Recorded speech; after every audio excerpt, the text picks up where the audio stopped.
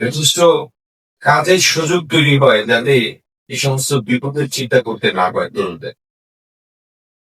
আর বর্তমান সরকার এই বিষয়ে তার যে একটা স্ট্রং রিজলভ আছে, আমি আমার নির্বাচনী প্রচারণার সময় নির্বাচনী ম্যানিফেস্টোতেও বহুবার উল্লেখ করেছি যে মাদক ইনশাল্লাহ এই সিলেটে মাদক ব্যবসাও হবে না এবং মাদক ব্যবসায়ীদের কোনো জায়গা হবে না।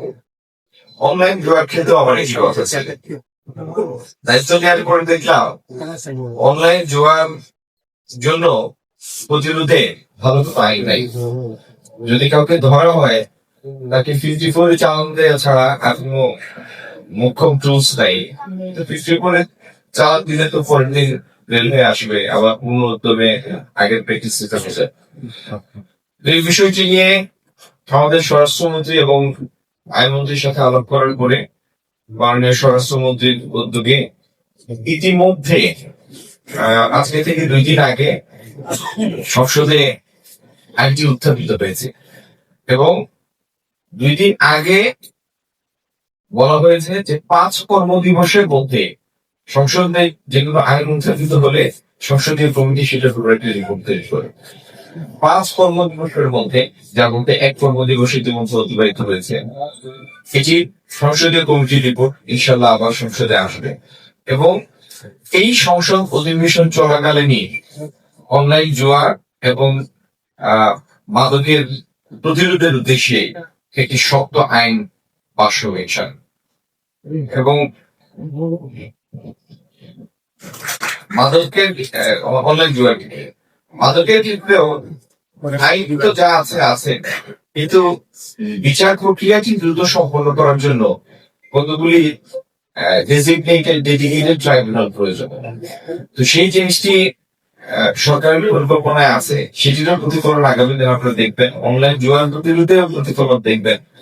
এটিকে প্রতিরোধে যদি শুধু আমরা আইন শৃঙ্খলা রক্ষাকারী বাহিনীর সামগ্রিক কাজে লাগাবো তা না, আমাদের বিটিআরসি ডিজিটালি এটাকে ফাইট করার জন্য যে সমস্ত টুলস অ্যাভেলেবল সেগুলি ইনশাল্লাহ কাজে রাখবো। দ্বিতীয়ত, প্রত্যেকটা এই জাতীয় জিনিসের প্রকোপ দূর করার জন্য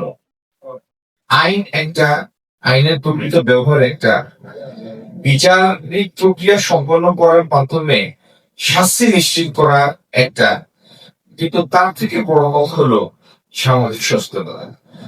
আমি সিলেটটাকে উদাহরণ হিসেবে নেই।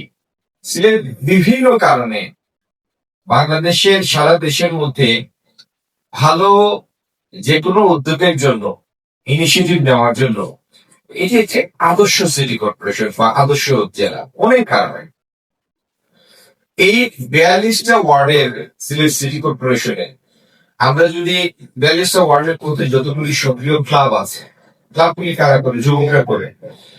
এই ক্লাবের মধ্যে আপনি যুবক তরুণ সব ভালো লোকগুলিকে যুক্ত করুন। কেউ হয়তো ব্যাংকে চাকরি করে, কেউ স্কুলে পড়ায়, কেউ কলেজের টিচার, কেউ এমনি ব্যবসা করে।